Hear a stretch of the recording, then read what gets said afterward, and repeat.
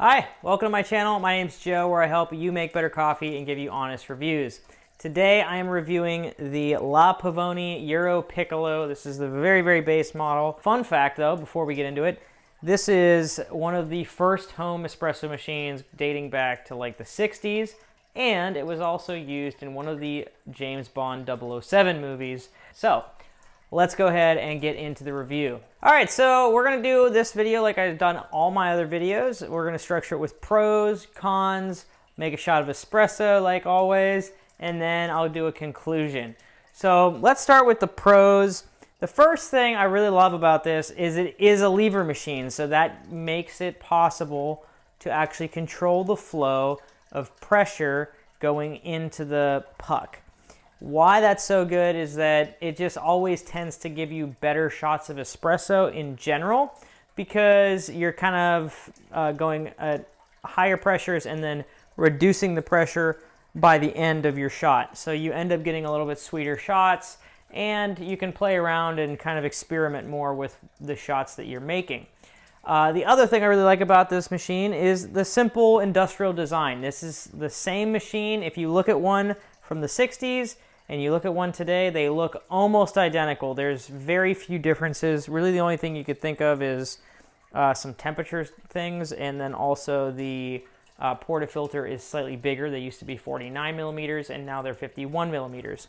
So it's a tried and true design. It's been around forever, and I think it looks nice. The other thing I really like about this is the steam pressure. The steam is pretty good. It seems to go at about 30 seconds or so to get 5 ounces of milk to about 145 degrees, which is the temperature that I like it at. The other thing too is it seems like pretty dry. The steam isn't very wet, which is nice for texturing milk and getting nice silky foam. The one downside I'll say with the steam one though is that it is a very straight down kind of steam wand. It's not double walled, so if you do a lot of milk all like back to back, you might get some burning on the steam tips, and then on top of that, it is kind of hard to get a cup back there to steam and get your angles and all that stuff. But other than that, I really like the steam wand. The other thing is the size. This is a super small espresso machine, so it can really fit just about in any spot you want it to. I guess the only thing you'd want to make sure is that whatever surface you have it on is pretty stable, since you are going to be putting a decent amount of pressure on the table and obviously on the espresso machine. The other thing I like is the water indicator. The water indicator it's attractive. I really like the look of it. It's easy to read, easy to see, and I really enjoy the look and the usability of having the pressure gauge there to know when it's up to pressure, and you can actually pull your shots of espresso. That, unfortunately, is most of all the pros. It is a really fun machine to play around with. I do like it a lot, but there's a lot of cons on this machine, and we're going to get into that in 1 second. All right, let's get into cons. So the first thing up I have noticed is the temperature stability is kind of all over the place. You really need to make sure you do a good clean flush of some water before you do your shot. For whatever reason, if you let it sit for a little while and then you try to pull a shot without flushing, the temperature is actually a lot lower and then increases as more fresher water from the boiler comes in, I'm assuming. But I've noticed about a 20-degree variation in temperature from this espresso machine, and it is minimized quite a bit. You're probably only going to have like 10 degrees or less if you do a good flush, but just keep in mind that if you don't, you're going to have possibly 20. The next thing on the cons list is the very small clearance you have here. So if you have any like normal size mugs and you want to make an Americano or something like that, you're just not going to be able to do it on this machine. You have only about 2.5 inches of clearance from the portafilter spouts. You might be able to get an extra inch or so if you do a bottomless, but it's still going to be pretty close. It's probably only going to be like 3.5. So that's kind of a bummer. The next thing is the portafilter size. I like the portafilter. It's a nice portafilter, but the fact that it's 51 millimeters is a little difficult. because one, getting accessories for it is very proprietary. The only other company that uses a 51 millimeter is Delonghi, and they generally make kind of more appliance grade espresso machines, not something like this. So getting higher end accessories might be difficult. The next thing down the list here is the pressure gauge, and lack thereof, I should say. You could only get a pressure gauge on this aftermarket. B Plus sells one. I'll put a link in the description below to put one on. It's kind of an involved process though to get one on here. And then if you want to buy one like directly with La Pavoni already installing it, you got to spend like $2,000 on one of their espresso machines. And it's just at that point, might as well just get, you know, a full non-lever espresso machine. So yeah, it's kind of a bummer in that category. Having a pressure gauge would really change your ability to do a full flow profile, but because you don't really know what you're doing when you're pulling a shot, it's just kind of, you're flying blind, as they say. So that is a real frustrating one for me. All right, so the next thing on the list here is the limited brew water. So if you look on this top part here, you can't really get that much water into the brew chamber to pull, let's say, a lungo, or maybe even like a slightly longer espresso shot. I've only been able to measure out about 36 grams if you do the traditional method of lifting, letting it pre-infuse, and then pushing down. You can eke out another maybe 5 to 10 grams if you do like the 3 method where you push up, pull down, push up, pull down a little bit. But that helps a little bit, but it's not my favorite method. The other thing too on this is the drip tray. So the rest of, a lot of the stuff on this espresso machine is pretty high end, but this drip tray is plastic. It's cheap plastic at that. It does not feel good. It feels like something you get in a Fisher-Price toy, unfortunately. So that is kind of a big bummer. I know if you jump one step up from the Europiccolo model, you do get a chrome plate, and that would probably be worth it because the plastic is kind of, I don't know, it doesn't feel good. It doesn't feel high end, especially considering the rest of the parts of this machine. The other thing is the leaking water. So it seems like, and this might just be mine, but it seems like the water kind of comes out in a very slow pace on this steam wand. I've kind of fiddled with it. If you close it really tight, you can get it to stop, and maybe if you flush it out when you turn the machine on and then turn it off. But just keep in mind that you might have a very small amount of water building up on your countertop, so it can become an issue if you're not paying attention to it, especially if you're leaving this machine on for longer periods of time, you know, an hour, maybe up to 3 hours. The water tank, or I should say the boiler, because it's one and the same. It's kind of small on the Europiccolo. I would say if you're going to spend the money on this, maybe go to the professional model, because 0.8 liters is frustratingly small on a boiler system like this, because you really don't want to let it go much lower than 0.2 liters, because once you do that, then the temperature really gets out of whack.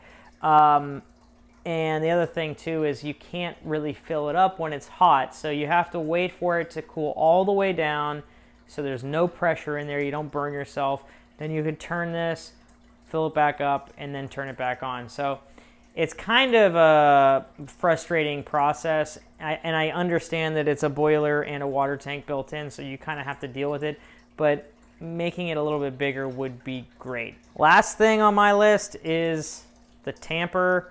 I wish that they would give you a better tamper. This is Gaggia Classic Pro-esque here. This is really, really frustrating. It's, you know, you're spending close to $1,000 on a machine, 800, you know, plus. Just give me a reasonably good tamper, something that I can feel a little bit better with, one that even fits, because the tamper on this doesn't even fully fit in the portafilter. You actually have to like tamp around the edges and stuff, and because it's not a standard tamper, a size at 51 millimeters, you have to really go out of your way to find one that is nice and high-end that will work for you. A lot of the companies make 58, and maybe 54 because Breville's quite a large competitor, but 51 is a little bit more difficult to find good products for. So keep that in mind when you're buying this machine. All right, let's make a shot of espresso. I've already weighed out 15 grams of coffee. I'm gonna go ahead and do that flush I was telling you about. So I've already cleaned this portafilter, so all I'm gonna do is get a little bit of water flushed out. That should be good. We'll preheat the cup in the process. Let me clean this off. All right. Now I have the SSP burrs installed in here, so this setting might not correlate to you.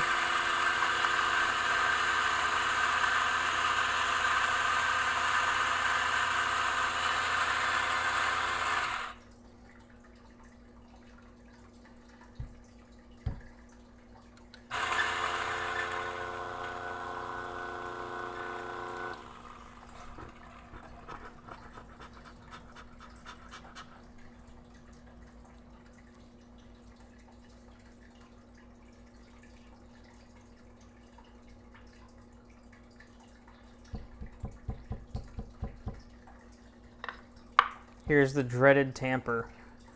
So if I push this in the middle, as you can see, there's quite a bit of room here on both sides that you have to kind of go around the edge and tamp this off. All right. All right, that's pretty good. All right, let's dump this water out. And let's start to pull the shot of espresso. And I will weigh it, that way you know how much I get out.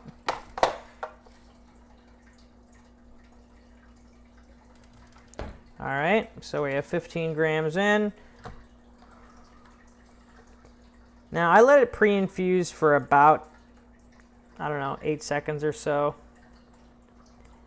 And then I'm gonna go ahead and slowly push. And my goal is to get about 20 grams, or I'm sorry, 20 seconds of pulling down here.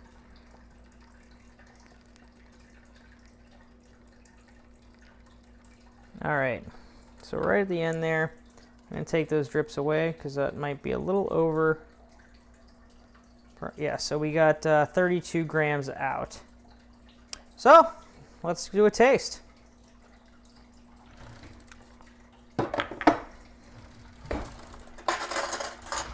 All right, so we're gonna stir it up as always.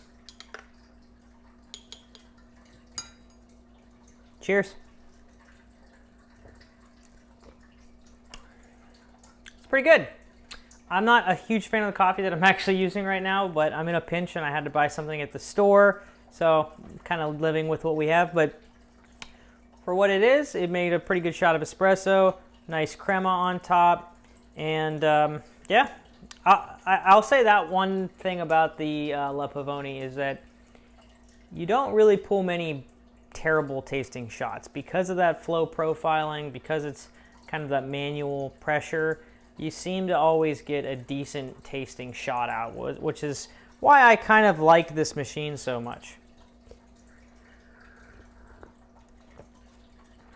Yeah, nice body. Yeah, it's good. All right. Let's go to the conclusion and score the machine.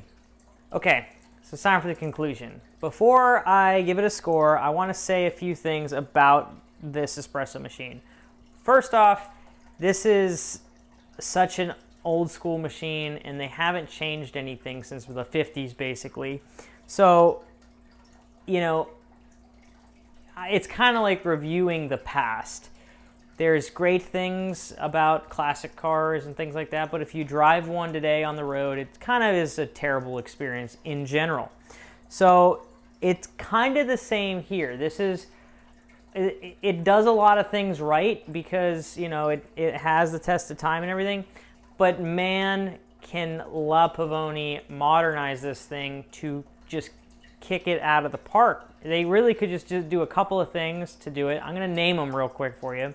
One, pressure gauge. Put a pressure gauge on every single one of your espresso machines. It would change I think a lot of people's perception of this machine, especially with the newer espresso machines coming out and the newer people getting into this type of hobby.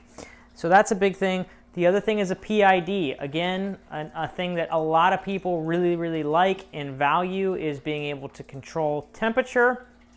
And even though it's kind of a weird boiler type system, I think they can get something with a PID that's at least a lot more accurate than what they're doing right now with the thermostat. And then the last thing I would say is upgrade for sure the portafilter. The portafilter should definitely be 58 millimeters or at least 54 millimeters to just become the standard, you know, that everybody uses, that has become more popular over the time. So, you know, you can't really fault La Pavoni that much because I think they kind of want to keep the machine the same that it's always been and they don't want to really change it. But I think they should at least attempt to on some of their machines that aren't $2,000. I think they should, you know, start kind of innovating a little bit, something like the Flare. And that's kind of my opinion on this. Is this does fit some people's kind of lifestyle.